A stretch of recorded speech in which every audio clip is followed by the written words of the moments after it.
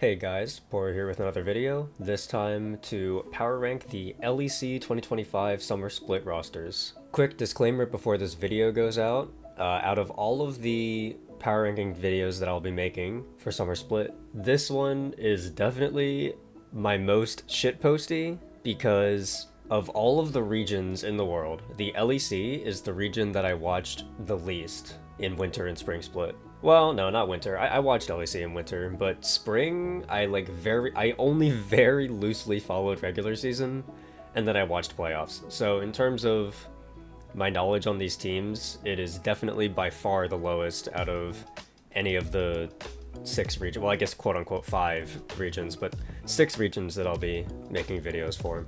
So as always, we'll start out with the roster changes that ended up coming through. First off, big elephant in the room, Rogue is no longer in the LEC. Their slot now belongs to Na'Vi, who is an org who has been pretty present in other esports. They're going to be retaining some of that Rogue roster, so they're keeping Adam Larson and then they moved Walrong to support, but they also have 2 pickups.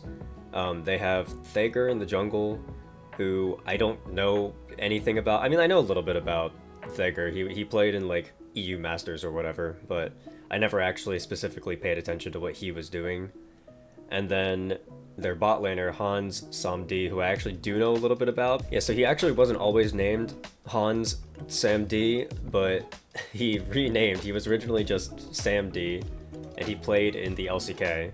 Wasn't good enough for the LCK, got booted out, went to the LLA, was like completely fine in the LLA, and then I guess I haven't been following, ever since he left Strahl, I haven't been following him at all, but I do know that he's like not terrible. I don't expect him to be top half in the league or anything, but he's not terrible. Next set of roster changes came from SK, so they have a new top side.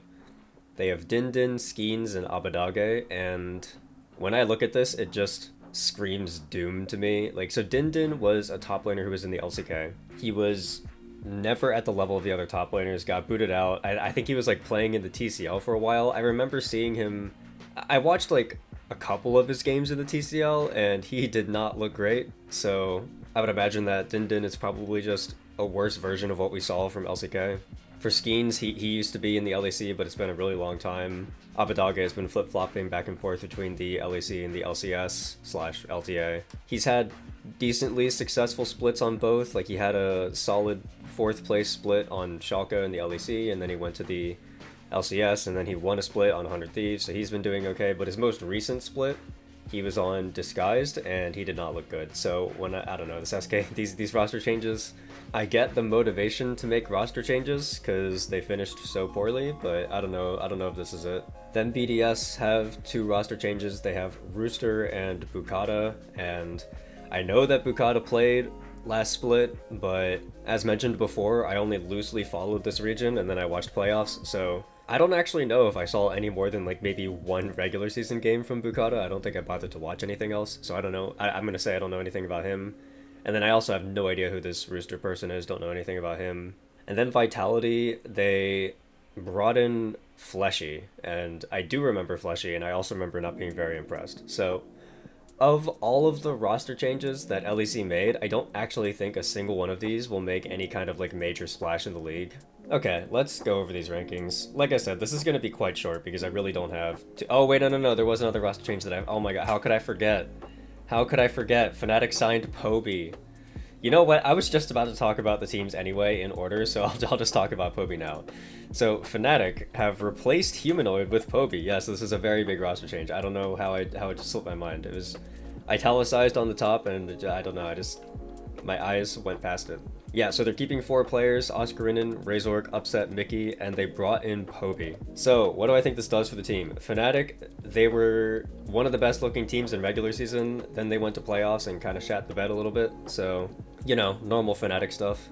I do think that it's not a bad look for Fnatic to want to replace Humanoid.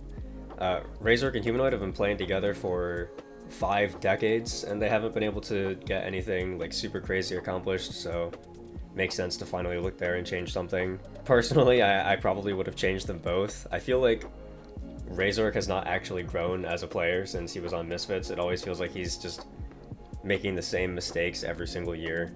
Always can get through early game, but then wants to play mid game, late game too aggressively, too fast, and then just ends up like running it. So I'm not super confident in this roster still. I mean, like, personally, I know that a lot of people hate on Oscar, but I don't mind Oscar being on this team. I still think he's got room to grow as a player.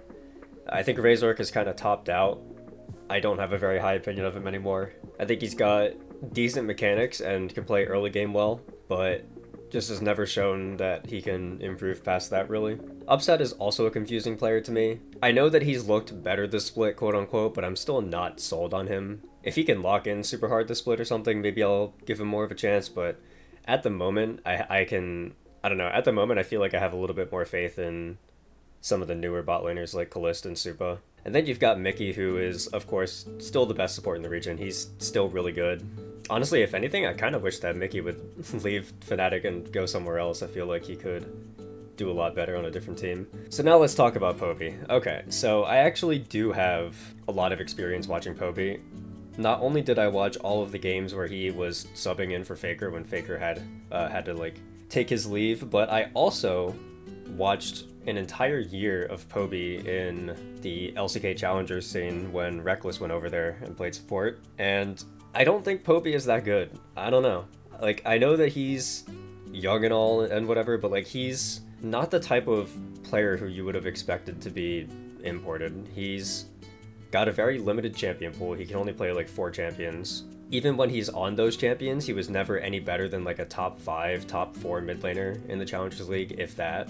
I always thought that team's best players were Smash and Reckless, and that everybody else, that being Dahl, Guan, and Poby, were kind of dragging the team down. So the fact that Fnatic was able to let go of Humanoid, I think that that's good, but the fact that they chose Poby as their replacement screams to me that they just picked a player from the LCK CL or from the LCK Challengers League whose name they recognized, which is, I don't know, it doesn't seem like the type of change that like the players would have asked for, or that a coach would have asked for. This feels very heavily like a GM trying to make a change, and I don't want to speculate or anything, but it's just like, to me, I just don't think that Poby is actually good enough to fill in this role. I think it's a downgrade overall. So yeah, not sold on that. I think there's a handful of mid laners in this region who are just better than Poby. I think there's a handful of mid laners in the LCK Challengers League who are better than Poby, who could have been imported instead.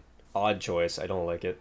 Then you've got G2, they're keeping all 5 players. They just came off of their MSI run where they did not look so great in play-ins, and then I guess looked slightly better near the end of the tournament, but still didn't look great. I mean, at least like Caps was playing well, and Broken Blade seemed to step it up a little bit. I don't know, this team to me has a lot of problems. I mean, like, Skewmond is very new. It feels like Skewmond doesn't really do much in games. Feels like it's hard for the rest of G2 to play super proactively.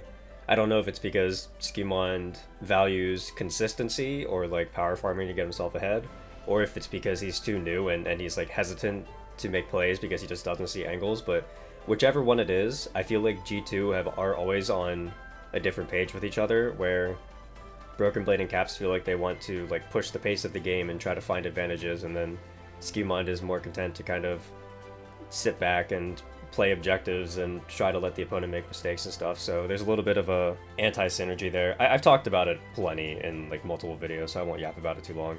Then you have Hans, who I think, in the same way that Razork has, I feel like Hans just has not actually improved at all in the last few years. One of Hans' biggest issues for me is that it feels like whenever he has a massive gold lead, I never actually feel confident that G2 are going to be able to close out the game. Like, there's just something about the way that Hans plays with like a 3,000 individual gold lead that just makes me feel like he can't actually carry a game. Like, he'll lock in Draven, and then he'll get 5 cash-ins by 15 minutes, and the game just still doesn't feel over.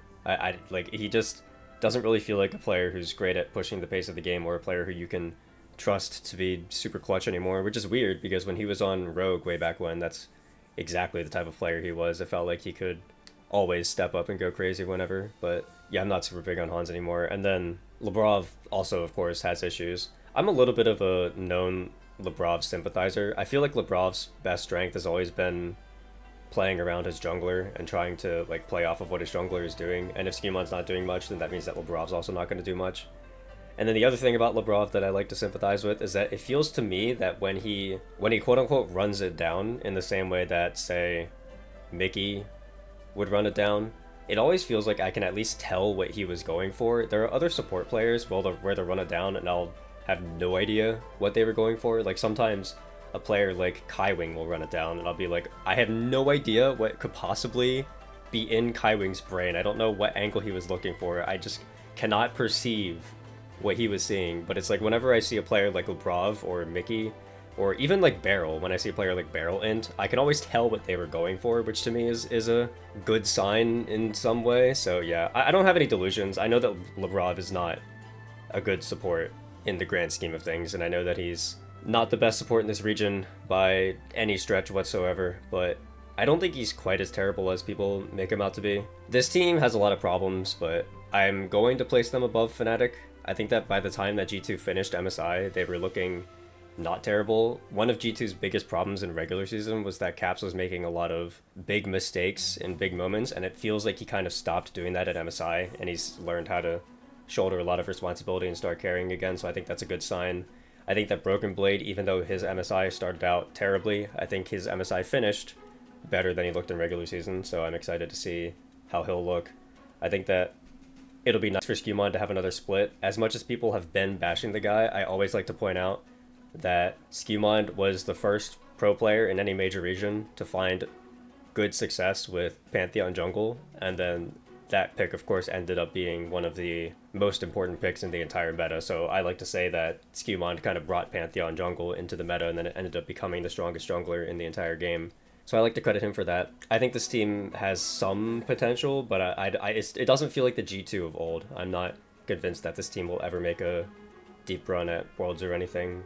And I would even be surprised if they won LEC in summer, I think. There are some teams that I have higher expectations of. One of those teams is not GX. GX are a little bit pathetic. It feels like the games that I watched from this team, it felt like they kind of just rolled over and died. They started out promising because they had a strong start where they were like 5-0 or some shit, but their wins never felt like meaningful wins, and then ever since then they just completely collapsed and this team just has not been looking the same. I still think that Jackies can be good. I haven't completely lost hope in Jackies or anything, but honestly I'm really surprised that this team decided to keep their roster. I feel like Isma is just not an LEC level jungler. He's been around for a couple splits now, and I just haven't seen his value yet. I don't see what the angle is for him to improve. Noah and Jun have not grown at all as a duo since they were on Fnatic. If anything, they just look worse. And then Lot, I don't have a great read on him yet, but it doesn't feel like he's the type of top laner that will be able to hold up against some of the other top laners in this region. Like me personally, right now, if I was building a team, I would probably take a top laner like Carlson or Knock or Adam over Lot, but that's just me. I see nothing great for this team in the future. I'm going to have them third. Again, I want to preface that I don't know too much about this region. I didn't watch very many of their regular season games. So, especially when it comes to the bottom half teams, I'm not going to have much to say because I don't know that much. So, my rankings are going to be a little bit not as educated this time around. KC, their team is odd to me. I'm still not convinced that Targamas is actually... I never thought he was that great when he was on G2. I thought he was terrible on the other KC rosters, and yeah, he does look better, but I don't know. I need to watch him for another split to know for sure, I think. The rest of this team, though, I'm basically totally sold on. Kalist has problems. I think that his lane phase is a little bit weak, but he definitely has the ability to step it up later and team fight well and has good mechanics, so I see a lot of promise in him. I think that there were stretches of time in winter and spring where Vladi was just the best mid laner in this region. Even the best mid laner in the West, probably. I don't necessarily think he ended the split like that, but he looked very good for a decent stretch of time, so I'm willing to say that I still think Vladi will be a top-level mid laner. Yike has an argument for best jungler in this region. I think it's between him and El Yoyo right now. I can see the argument go either way. And then, for me, personally, I think that Kana has been by far the best top laner in this region this entire year. I think the Kanas look pretty insane. So KC, I see a lot of... The thing for them is that, yeah, they placed third in spring, but G2, who placed ahead of them, I don't see as much room for them to grow as I see room for this KC team to grow. I think that all of these players could play better than they're playing right now, like in a good way. Like they're already playing well, but I think they could play better. So I'm going to move KC above G2 here. I think that KC will look solid. I would like to see them at Worlds. Then you've got MKOI. They're keeping all 5 of their players. Their MSI was a little bit odd. They didn't look terrible against BLG. Like, realistically, that series should have gone to 5 games. The way that Game 4 ended was sudden, to say the least. Merwin kind of got caught once on mid, and then the entire game just ended. But MKOI were in firm control of that game. So it should have been 2-2. We should have gone to Game 5, probably. But then they played against CFO, and we got to see some more of their issues. There were a lot of plays that they were making that just aren't real plays. Like, there was one play where, I don't remember all the details exactly, but I remember that Elyoya went for a bot gank against the Scion as Trundle, and it was just an angle where there was never a good kill, and there was never vision, and there was nothing on the map that they could have actually gotten from getting that kill, so it just felt like a very weird play. I don't know how to feel about stuff like that. As for upside, I mean, like, Alvaro had a really good tournament. Supa and Alvaro together, their lane phase never looked super impressive. In fact, it got to the point where against BLG, they were just being completely taken advantage of. Elk and On were locking lane dominant stuff that they would never lock domestically, just because they recognized that they had that bot side advantage, so that was definitely a downside. But then once they got out of lane phase, it felt like Supa was able to play fine, and Alvaro was able to find a lot of engages that kept his team in games. I was super impressed with what Alvaro was doing in mid and late game. It always felt like he was able to find angles back into the game or find great windows to start team fights when his team otherwise could have just rolled over and died. I also still think that Jojo is a super promising mid laner, so I want to see more from him. Merwin, I'm not so sure of anymore. It felt like at MSI, the team decided to kind of step away from playing around Merwin's interesting ranged top champion pool, and they were just trying to get him to play more normal champions so they could play a standard game. And in that style, I've never been super impressed with Merwin. He plays like Ambessa, Gwen, Cassante, but I don't think he's super crazy on any of those champions.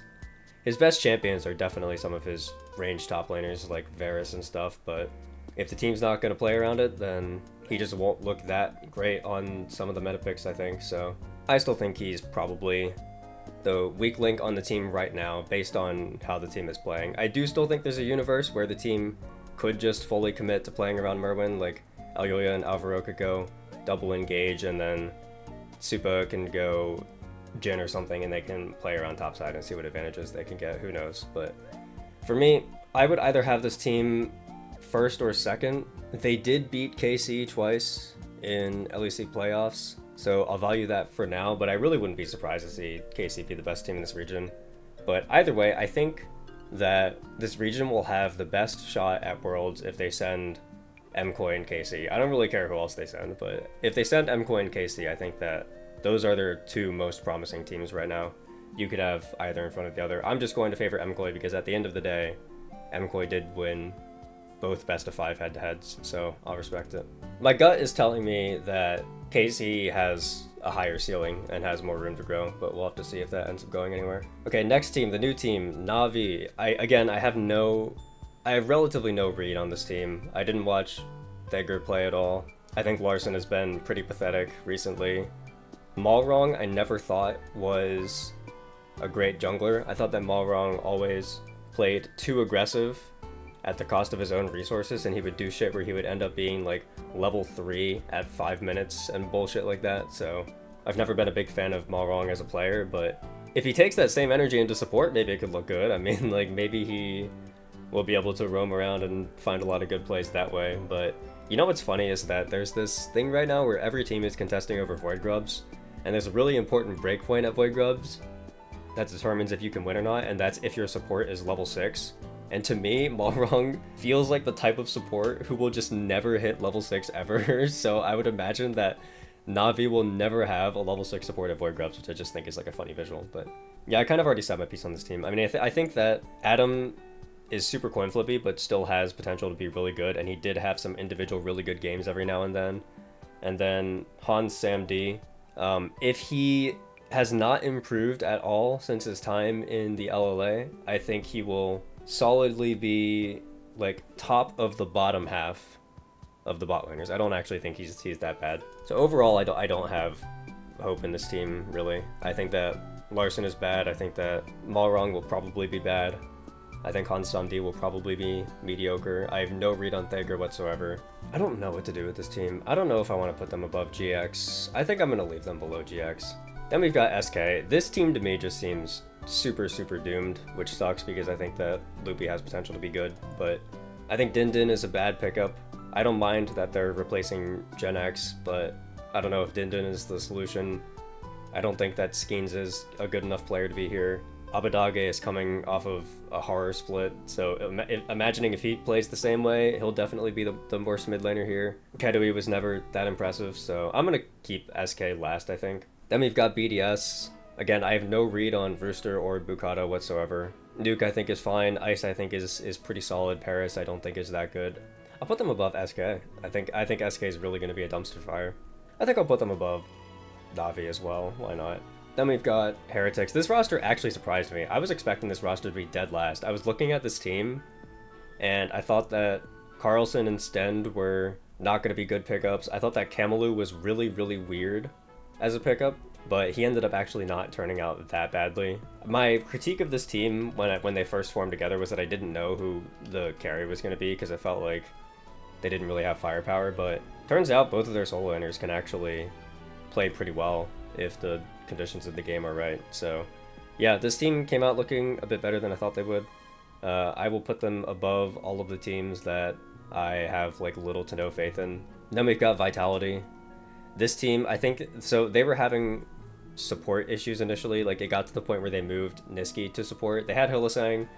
Hylissang was not matching up with the team's playstyle at all, so they changed to Niski in an attempt to, I think, play a little bit more of a normal game.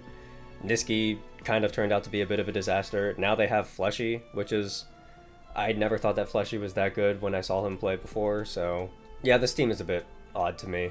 Linkus will get forever memed on because he took the spot that Inspired could have had. Like, Vitality chose Linkus over Inspired, so it's like, haha, funny. But yeah, I think Linkus, like, overall isn't terrible or anything. I think that both of the solo laners are promising in different ways. Admittedly, I'm not super high on... I still don't know how to pronounce this player's name, but I'm not super high on him. I know that he has the ability to have good games, but yeah, he doesn't really scream that he'll be special to me. Knock Nako is a weird player to me. I feel like Knock Nako can sometimes be really good, and then he'll also occasionally just have the worst disaster of a game imaginable, so don't have read on him yet. I think that if he irons out some of his inconsistencies, he could be pretty good. I'll put this team...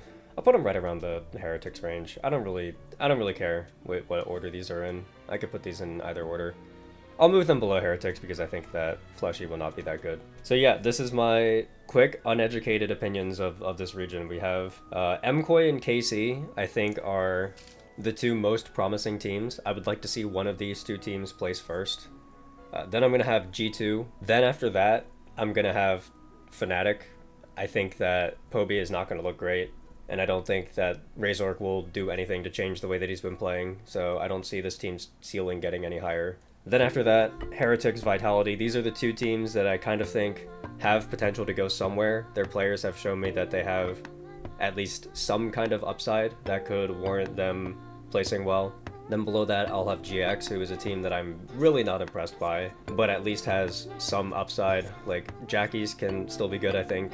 Joan can still be good, I think. I still don't have a read on Lot. I don't know how he's going to be. And then after that, you have the three teams that I think are kind of doomed. I don't know. If Rooster ends up being good and then Bukata ends up being good, maybe this team will not be bottom of the barrel, but I don't really have a lot of faith in them, and I think that Navi and SK are just completely doomed. I don't see how these teams could ever pull off anything crazy. It's kind of a shame too, because I actually like Adam as a player. I feel like I like Adam a lot more than most people do, but I don't think he's going to be able to make a splash on a team like this. So yeah, these are my rankings.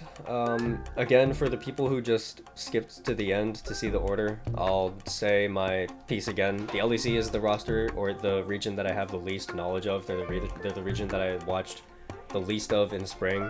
So especially when you get down to these bottom half teams, I don't have a lot of knowledge on how I think these teams will play. It's more of just kind of based on the few regular season games I saw from them and what I know of these players' pasts and how they played in like tier 2 and stuff. Where does my gut tell me they'll land? So, yep, there it is. Shorter video. See you.